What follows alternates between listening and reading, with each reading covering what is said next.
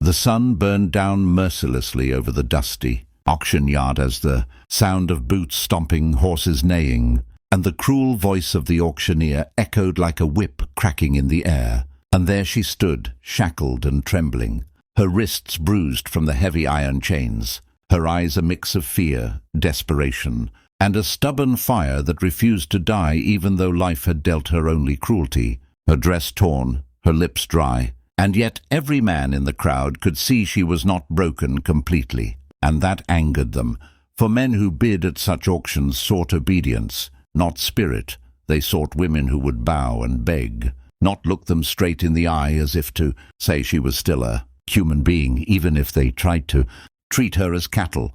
And while the auctioneer shouted her worth like she was a mule, the crowd roared with laughter and cruel remarks, some tossing coins, others spitting tobacco, until a shadow shifted at the edge of the platform, a tall figure dressed in worn ranch clothes, a wide hat shielding his weathered face, a man who carried the quiet authority of the open plains, his eyes deep and sorrowful like someone who had buried too much already. And while others shouted numbers with greed, he stood silent, his arms crossed, watching the young woman with a gaze that wasn't hungry, wasn't mocking, but something else. Something protective, something searching. And when the auctioneer slammed his fist on the podium, demanding a higher bid, the rancher finally spoke, his voice deep and steady.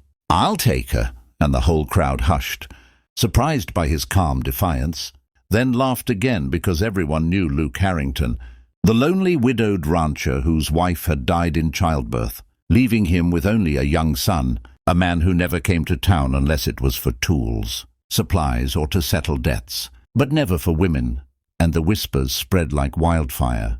What does he want with her? He don't need a wife. He don't need trouble. But Luke didn't answer them.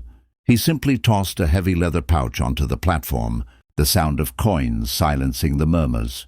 And when the auctioneer hesitated, thinking he could press for more, Luke's eyes hardened with such quiet steel that the man quickly slammed down the gavel and declared her sold. And just like that, her fate shifted from one cruel hand into the unknown with this silent rancher.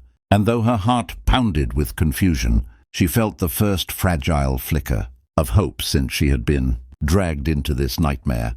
He walked up the steps, removed his glove, and without ceremony unlocked the chains himself, his rough hands gentle against her bruised skin, and whispered low enough for only her to hear, "Don't be afraid. My son needs you." Words so strange, and yet so filled with meaning that her eyes widened.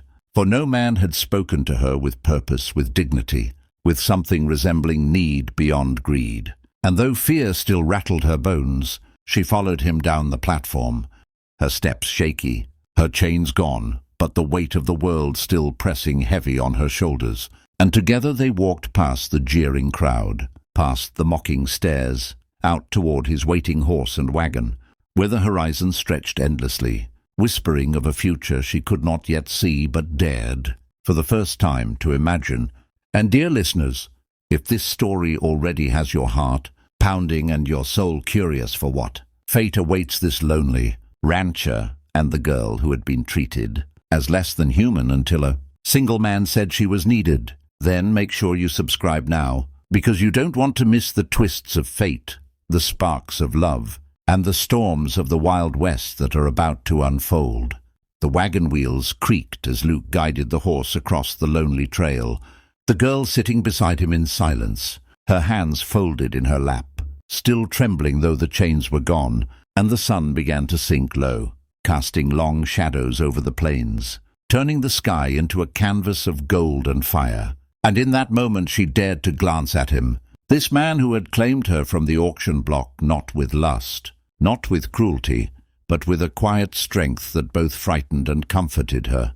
And when they reached his ranch, a modest spread of wooden fences, a weathered barn, and a home that looked worn yet full of life, a small boy ran out onto the porch, his little boots kicking up dust, his voice ringing with joy as he shouted, "Pa, you're home!" And then his wide, curious eyes fell upon her, the stranger, and in them she saw no judgment, only the raw innocence of a child who had grown up too fast without a mother's arms, And when Luke crouched and pulled the boy into a hug, he looked back at her and said softly, "This is Samuel, my son. He needs someone to care, to teach him, to give him what I can't." And the words struck her heart like a hammer.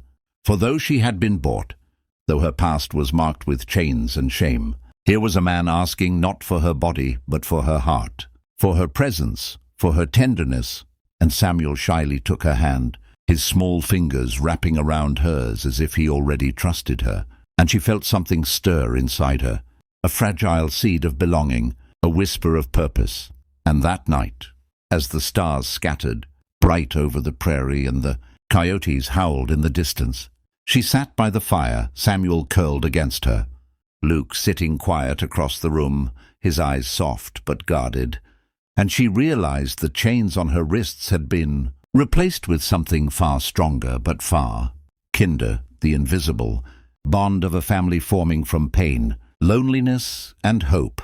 And though her scars would take time to heal, and though Luke's silence carried unspoken grief, she knew in her soul that the story of her life was no longer one of auctions and cruelty, but of redemption, love, and the slow mending of broken hearts under the wide sky of the West.